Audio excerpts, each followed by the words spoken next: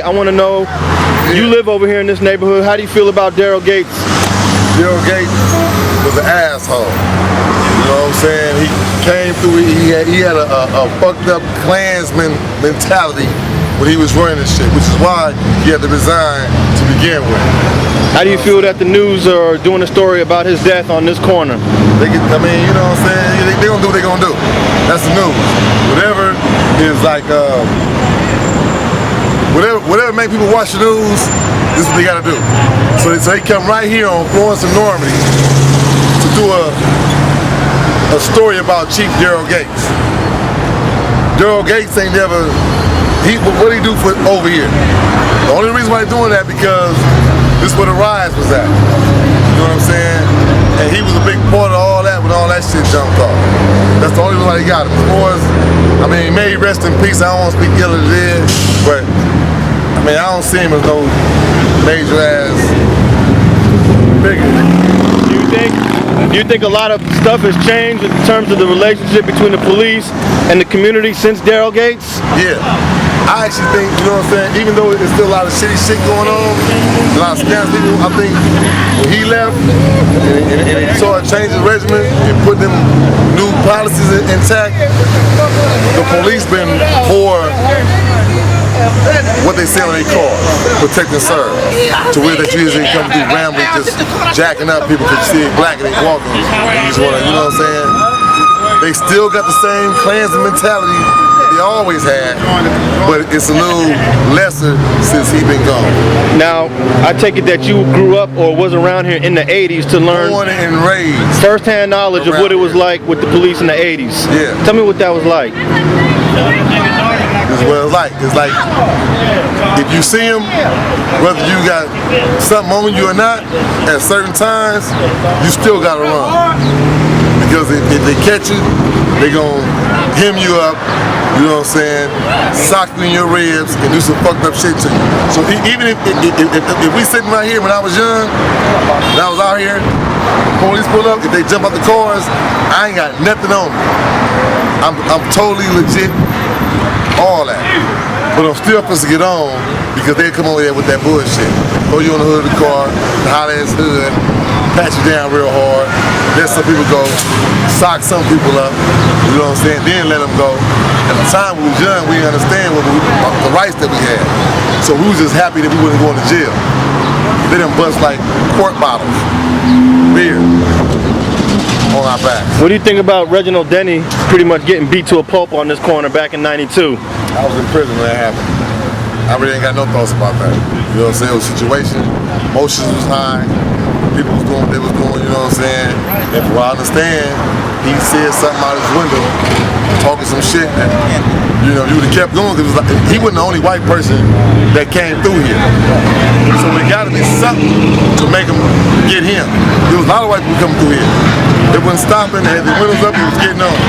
Situation. He said something, and ended up how it is. I take it you knew all the cats that got arrested, from Damian Williams to I forgot the dark-skinned tall brother's name, but you grew up with No, I didn't grow up with them. I raised them. They grew up watching me. You know what I'm saying? This is my little homies. And they, like I said, they, you know what I'm saying? He said something out the window and thought he was safe. A red light caught him. He got snatched out that motherfucker. He had his window up, see what the situation is, keep going. How do you feel that when that historic event took place in LA, you weren't really here to experience it? What was you thinking about when you was locked up and watching this or hearing about what was going on? Watching on the news, wishing that I was out there, you know what I'm saying, to a lot of frustration.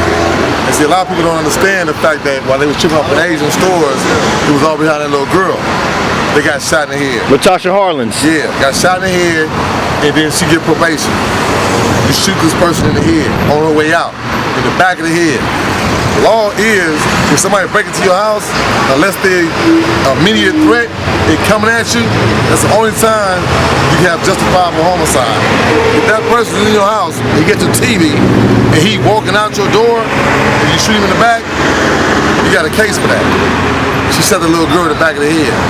You know what I'm saying? With a revolver that wasn't cocked to begin with. Yeah, she only got 5 years probation for basically killing somebody. Yeah. But how do you feel that because of the riots, this neighborhood, this community has really been demonized and has gotten a bad reputation? They don't even matter.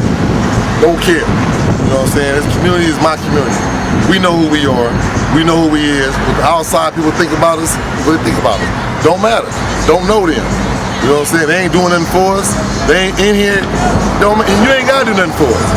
We ain't asking for your help or nothing. But if you want to stigmatize us and make bad, you know what I'm saying? You want to, like you say, demonize, like they said, that's how you feel about us? Fine. I would have never known that until you told me that. Because the simple fact is, outside the community, I mean, you know what I'm saying? I don't deal with y'all. Sit on your high horse and look down all you want.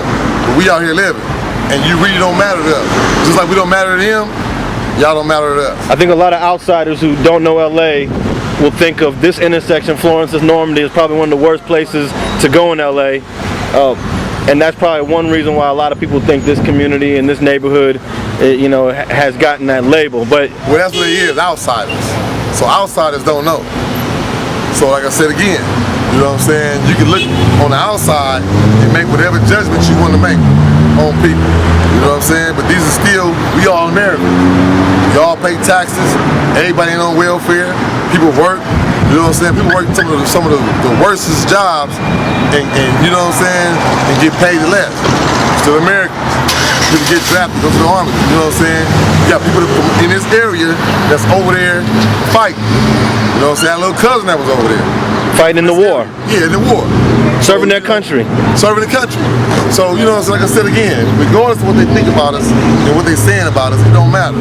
We know who we are. As long as we know who we are, as long as we respect who we are, then it's all good. Now, we still got problems with, you know what I'm saying, the black on black crime and gang banging shit still going on.